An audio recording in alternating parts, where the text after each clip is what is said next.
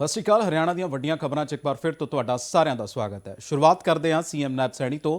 ਪੰਚਕੂਲਾ ਦੇ ਵਿੱਚ ਪਹੁੰਚੇ ਸੀਐਮ ਨਾਇਬ ਸੈਣੀ ਨੇ ਅੱਜ ਜੀ ਰਾਮ ਜੀ ਨੂੰ ਲੈ ਕੇ ਇੱਕ ਵੱਡੀ ਗੱਲ ਕਹੀ ਹੈ। ਉਹ ਕਹਿੰਦੇ ਕਿ ਐਵੇਂ ਵਿਰੋਧੀ ਧਿਰ ਜਿਹੜੀ ਹੈ ਸਾਨੂੰ ਭੰਡਣ ਦੀ ਕੋਸ਼ਿਸ਼ ਕਰ ਰਹੀ ਹੈ, ਜਦ ਕਿ ਇਹ ਬਹੁਤ ਚੰਗੀ ਸਕੀਮ ਹੈ। ਉਹਨਾਂ ਨੇ ਕਿਹਾ ਕਿ ਇਹ ਸਕੀਮ ਦੇ ਤਹਿਤ ਹੁਣ ਜਿਹੜਾ ਆ ਪਹਿਲਾਂ 100 ਦਿਨ ਦਾ ਰੋਜ਼ਗਾਰ ਗਰੰਟੀ ਰੋਜ਼ਗਾਰ ਸੀਗਾ ਤੇ ਹੁਣ 125 ਦਿਨਾਂ ਦਾ ਹੈ। ਪਰ ਇਹਦੇ 'ਚ ਹੁਣ ਸਟੇਟ ਜਿਹੜੀ ਹੈ, ਇੱਕ ਜਿਹੜੀ ਪਰਟੀਕੂਲਰ ਸਟੇਟ ਹੈ, ਉਸ ਨੂੰ ਵੀ ਆਪਣਾ ਹਿੱਸਾ ਪਾਉਣਾ ਪਏਗਾ। ਸਿਰਫ ਇਸ ਕਰਕੇ ਸ਼ਾਇਦ ਸਾਨੂੰ ਭੰਨਣ ਦੀ ਕੋਸ਼ਿਸ਼ ਕੀਤੀ ਜਾ ਰਹੀ ਹੈ। ਲੋਕਾਂ ਤੋਂ ਵੀ ਇਸ ਪ੍ਰਤੀ ਜਿਹੜਾ ਉਹਨਾਂ ਨੇ ਸੁਝਾਅ ਲਏ ਨੇ, ਲੋਕਾਂ ਦੇ ਨਾਲ ਰਾਬਤਾ ਕਾਇਮ ਕਰਨ ਦੀ ਕੋਸ਼ਿਸ਼ ਕੀਤੀ ਹੈ। ਇੱਕ ਚੰਗੀ ਗੱਲ ਹੈ, ਕਿਉਂਕਿ ਲੋਕ ਜਿਹੜੇ ਨੇ ਉਹ ਜੀ ਰਾਮ ਜੀ ਨੂੰ ਗਲਤ ਸਮਝ ਰਹੇ ਨੇ, ਇਹ ਤਾਂ ਸੁਭਾਵਿਕ ਹੈ। ਪਰ ਜੇ ਸਰਕਾਰ ਕਹਿੰਦੀ ਆ ਵੀ ਉਹ ਚੰਗੀ ਚੀਜ਼ ਹੈ, ਤੇ ਕਿਸ ਤਰੀਕੇ ਚੰਗੀ ਹੈ ਸਰਕਾਰ ਨੂੰ ਵੀ ਸਾਬਤ ਕਰਨਾ ਪੈਣਾ ਆ। ਇਸ ਕਰਕੇ ਸ਼ਾਇਦ ਇਹ ਲੋਕ ਮਿਲਣੀ ਰੱਖੀ ਗਈ ਆ, ਔਰ ਇਸ ਲੋਕ ਮਿਲਣੀ ਦੇ ਵਿੱਚ ਜਿਹੜੀ ਗੱਲਬਾਤ ਹੋਈ ਆ ਉਹ ਵੀ ਸੁਣਾ ਦਿੰਦੇ ਤੁਹਾਨੂੰ। मेरा नाम नीतू है, मैं मटेड़ी जट्टा से हूँ और मैं ब्लॉक 1 से हूँ, अम्बाला से। मैं आपका बहुत धन्यवाद करती हूँ कि आप बीजीवी स्कीम लेके आए हो, जी राम जी। इस नीतू जी, मैं ये जानना चाह रहा हूँ कि जिस प्रकार का ये एक भ्रम फैलाया जा रहा है, उसमें आपने जो कार्य की अवधि है और काम जो मिल रहे हैं, उसमें आपको क्या लगा है? सर, ये कोई भ्रम तो है नहीं, क्योंकि लोगों को काम इसमें यह है कि हमें पहले 100 दिन का काम मिलता था, अब 125 दिन का काम मिलेगा, जिससे बढ़ोतरी होगी हमारी आमदनी में। और पहले हम 60 दिन जैसे आराम के होते हैं, वो अब किसानों अकाउंट में हम सहयोग दे पाएंगे। जी जी, इससे हमारी आमदनी बढ़ेगी। Thank you, thank you, thank you. Hello, नमस्कार जी, मेरा नाम राखी है, गांव रसीन, जिला करनाल, तहसील गरोंडा। हाँ राखी जी, मैं आपसे ये जानना चाह रहा हूँ, पहले जो आप काम करते थे, मेहनत करते थे, हाँ जी, मेहनत करके आप उसको एक मुकाम के ऊपर पहुंचाते थे और पैसा के लिए इंतजार करना पड़ता था। सर, पहले हमारा पैसा 15-15 दिन या इससे ज्यादा हो जाता था और मजदूरों को ज्यादा इंतजार करना पड़ता था। और अब हमें 7 दिन के ही अंदर बीजी में 7 दिन के ही अंदर हमारे खातों में पैसा प्राप्त होगा जी। इसलिए हम सरकार का धन्यवाद करते हैं। Thank you, thank you. आपकी कोई चर्चा होती है अपने जो सभी श्रमिक हैं जी राम जी के? आज हमारे गांव में चर्चा हो जी, जी ग्राम सभा के माध्यम से चर्चा होती है जी, और हम समूह के सदस्यों से साथ जुड़े हुए हैं। अच्छा, सेल्फ हेल्प ग्रुप के साथ? हाँ जी। जी जी जी, क्या करते हैं आप? हम उन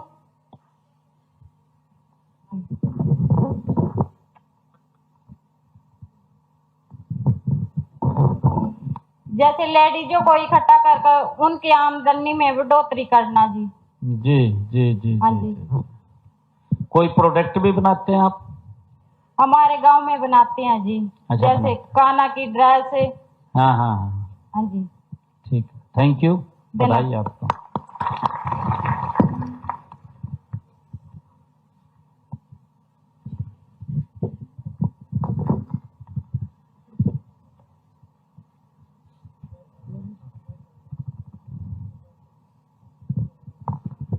जी बहन जी। श्री मानवीय श्री नायब सैनी जी उपस्थित स्टेज पर और सभा में आपका सभी को मेरा नमस्कार। मेरा नाम काजल है, विलेज जलगेड़ा, अम्बाड़ा 1 से हूँ डिस्ट्रिक्ट। काजल, इसके बारे में कुछ बताना चाहेंगे आप? जी राम जी और पिछले उसमें क्या अंतर आपको इसमें आ रहा है?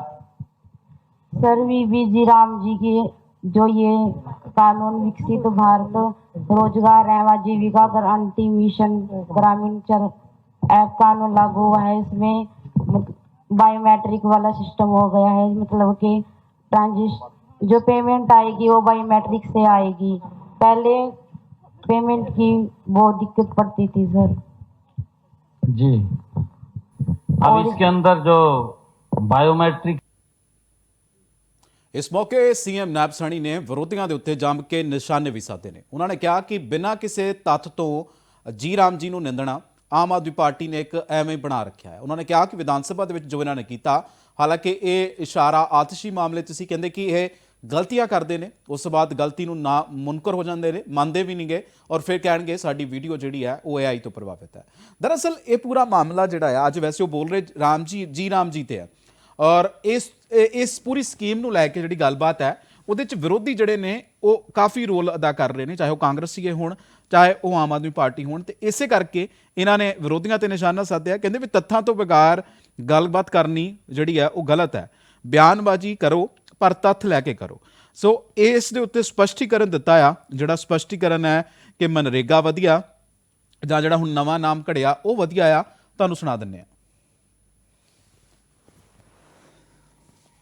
अगर उस पैसे के ऊपर कोई लोकसभा में बिल लेकर के आए, हमारे 2 सांसद बैठे हैं, तुरंत लोकसभा में बिल लेकर के आए और प्रधानमंत्री जी ने इसके अंदर विचार करके इसका दायरा भी बढ़ाया और दायरा बढ़ा करके कहा कि इस पैसे को जो श्रमिक मेहनत करता है, पसीना बहाता है, पसीना बहा करके अपने परिवार को बढ़ाता है, अगर उस पैसे के ऊपर कोई गलत नजर डालेगा तो हम उस गलत नजर को डालने नहीं देंगे। ये पैसा सीधा श्रमिक के पास पहुंचना चाहिए, उसको उसका लाभ मिलना चाहिए। और उसी कड़ी के अंदर, उसी कड़ी में ये बिल लोकसभा के अंदर आया। साथियों, मैं आप लोगों को बताना भी चाहता हूं, ये बिल आज ही नहीं आया, क्योंकि कांग्रेस को और कांग्रेस के सहयोगी दलों को बड़ी पीड़ा हो रही है। मैं भी हैरान था। मैं हैरान इसलिए था, यहां कांग्रेस के लोग प्रेस कॉन्फ्रेंस के ऊपर बड़े लोग ये बात बोल रहे हैं कि श्रमिकों को खत्म कर दिया है, ये जी राम जी ले आए हैं। और मैं ज्यादा हैरान तो इस बात से हुआ, मैं आज आप लोगों को बताना चाहता हूं, जो कांग्रेस का सहयोगी जो उनके साथ बैठ करके आपस में ठिंगम ठिंगा करते हैं, इंटरनल बैठ करके बातें करते हैं। पंजाब के अंदर आम आदमी की सरकार, उसने सोचा ये तो बड़ा मुद्दा मेरे हाथ लग गया, उसने नहीं किसी से पूछा, उसने क्या करा, एक प्रस्ताव बनाया और विधानसभा बुलाई, विधानसभा के अंदर ले आया, पास कर दिया, कहा ये तो गलत कर दिया। ये आम आदमी सरकार ने किया। मैंने कहा ये प्रस्ताव लेकर के आए, मैंने उसकी कॉपी मंगवाई, मैं कहा इसके अंदर पढ़े तो इसने क्या प्रस्ताव पास किया। मैं उसको पढ़ने लगा, जो प्रस्ताव उन्होंने पास किया, उसके अंदर कोई तथ्य नहीं, कोई विषय नहीं, उसके अंदर कोई सुझाव भी नहीं। भाई अगर इसके अंदर इसको ये लगे कि कोई गलत हो गया तो उसमें सुझाव तो देना बैठता है ना। आज मैंने आप लोगों से बात चर्चा की है, मैंने पूछा है कि अगर कोई इसके अंदर आपको दिक्कत या समस्या लग रही है, आप बताइए ना, ये सुझाव है, हम आपके सुझाव के ऊपर उसको इंप्लीमेंट करेंगे।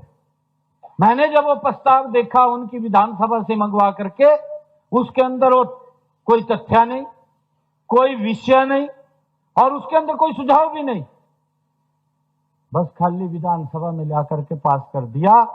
और मोदी के खिलाफ उन्होंने एक आह्वान कर दिया कि भाई यहां चुनाव आने वाले हैं, वोट सारी मन्नू मिल जाएगी। ये उसकी सोच और कोई सोच नहीं, परंतु ये नहीं देखा उसके अंदर भी मेरी स्टेट के अंदर मेरी स्टेट में 50% पंचायतों में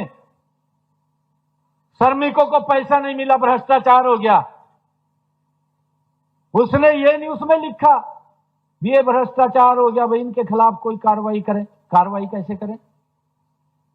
डुप्लीकेट नाम, घूम का पैसा उनकी जेब में जा रहा, श्रमिक का नाम बदनाम, श्रमिक को बदनाम कर दिया।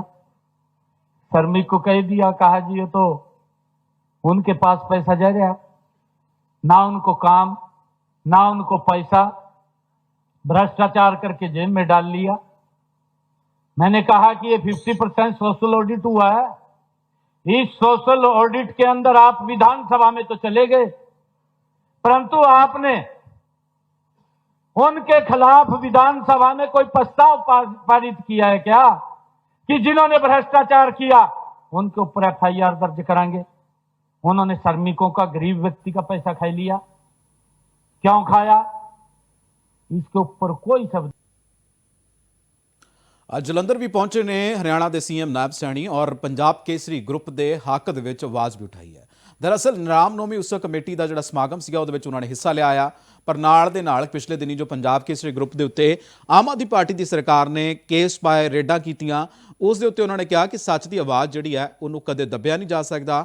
ਔਰ ਉਹਨਾਂ ਨੇ ਕਿਹਾ ਵੀ ਇਹ ਤਾਂ ਗਰੁੱਪ ਜਿਹੜਾ ਆ ਬਹੁਤ ਲੰਬੇ ਸਮੇਂ ਤੋਂ ਚੱਲਦਾ ਆਇਆ ਔਰ ਸੇਵਾ ਕਰਦਾ ਆਇਆ ਆ, ਉਹਨਾਂ ਦੀ ਸੇਵਾ ਨੂੰ ਜਿਹੜਾ ਆ ਕਦੇ ਵੀ ਦਰਕਿਨਾਰ ਨਹੀਂ ਕੀਤਾ ਜਾ ਸਕਦਾ। ਸੋ ਬਹੁਤ ਵੱਡੀ ਗੱਲ ਕਹੀ ਹੈ, ਹਰਿਆਣਾ ਦਾ ਸੀਐਮ ਹੋਵੇ ਔਰ ਪੰਜਾਬ ਕੇਸਰੀ ਗਰੁੱਪ ਦੇ ਲਈ ਖੜਿਆ ਆਇਆ ਔਰ ਕਹਿੰਦਾ ਕਿ ਇਹ ਗਰੁੱਪ ਜਿਹੜਾ ਆ, ਪੰਜਾਬ ਕੇਸਰੀ ਜਿਹੜਾ ਗਰੁੱਪ ਹੈ, ਇਹ ਹਮੇਸ਼ਾ ਜਿਹੜਾ ਆ ਉਹ ਚੱਲਦਾ ਰਹੇਗਾ। ਇਹ ਸੱਚ ਦੀ ਆਵਾਜ਼ ਨੂੰ ਨਾ ਤੇ ਕੋਈ ਦੱਬ ਸਕਿਆ ਤੇ ਨਾ ਦੱਬਣ ਦੀ ਕੋਈ ਕੋਸ਼ਿਸ਼ ਕਰੇ। ਜਿਹੜੀ ਗੱਲਬਾਤ ਹੋਈ ਹੈ ਉਹ ਸੁਣਾ ਦਿੰਦੇ ਤੁਹਾਨੂੰ। में सत्य, निर्भीकता और नैतिकता की मर्यादा की रक्षा के लिए अपना सर्वस्व अर्पित किया है।